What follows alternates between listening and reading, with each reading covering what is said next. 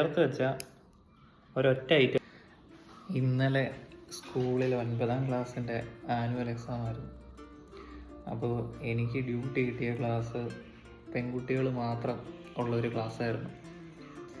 അപ്പോൾ ഇവർ പരീക്ഷ എഴുതുന്ന സമയത്ത് ഇവരുടെ വള, മാല, അങ്ങനത്തെ ഓർണമെൻറ്റ്സ് എല്ലാം ഊരി ഡെസ്കേ വെക്കും. അപ്പോൾ അവർക്ക് ഫ്രീ ആയിട്ട് എക്സാം എഴുതാൻ പറ്റുമായിരിക്കും, അതുകൊണ്ടായിരിക്കും.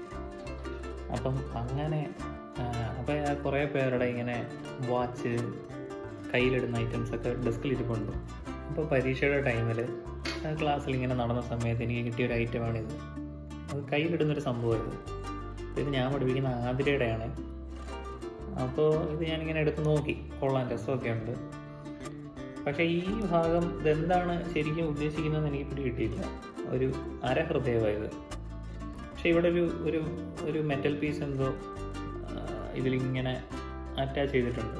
അപ്പം പിന്നെ ഇതിൽ ബെസ്റ്റ് എന്ന് എഴുതിയിട്ടുണ്ട്. ബെസ്റ്റ് എന്താണ് ഇതുകൊണ്ട് അർത്ഥമാക്കുന്നതെന്ന് എനിക്ക് മനസ്സിലായില്ലേ. വീണ്ടും സമയം കടന്നുപോയി. ഞാനിങ്ങനെ നടന്ന് എൻ്റെ ക്ലാസ്സിലെ തന്നെ അമൃതയുടെ അടുത്ത് ചെന്നു. അമൃതയുടെ അടുത്ത് ചെന്ന സമയത്ത് അമൃതയുടെ ഡെസ്കിൽ ഇരിപ്പുണ്ട് ഇങ്ങനെ ഒരു ഐറ്റം. ഇത് അതുപോലെ തന്നെ ഒരു അര ലവ് ആണ്. പക്ഷേ ഇത് എഴുതിയിരിക്കുന്നത് ഫ്രണ്ട്സ് എന്നാണ്. അപ്പം പിന്നെ എനിക്ക് ഈ രണ്ട് സംഗതികളും തമ്മിലൊരു കണക്ഷൻ ഉണ്ടെന്നും ഒരു കോറിലേഷൻ ഉണ്ടെന്നും പിന്നെ ഇതിങ്ങനെ ചേർത്ത് വെച്ചാൽ ഒരൊറ്റ ഐറ്റം ആക്കാൻ പറ്റുമെന്നും പിന്നെ എനിക്ക് മനസ്സിലായി. അപ്പം ഞാനിതിങ്ങനെ വെച്ച് നോക്കിയപ്പം ആവുന്നുണ്ട്, ഒട്ടുന്നുണ്ട്. അപ്പോൾ ഒരു കൗതുകം തോന്നി. ഈ കൗതുകം എൻ്റെ ഭാര്യയെ കാണിക്കാൻ വേണ്ടിയിട്ട് ഞാൻ വീട്ടിൽ കൊണ്ടുവന്നു. അപ്പോൾ അവർ പോകാൻ നേരം എവിടെ കയ്യിലിടുന്ന സംഗതി എവിടെയെന്ന് ചോദിച്ചു. അപ്പോൾ ഞാൻ പറഞ്ഞു ഞാൻ തരാമേ, അടുത്ത ദിവസം കൊണ്ട് തരാമെന്ന് പറഞ്ഞിട്ട് പോന്നു.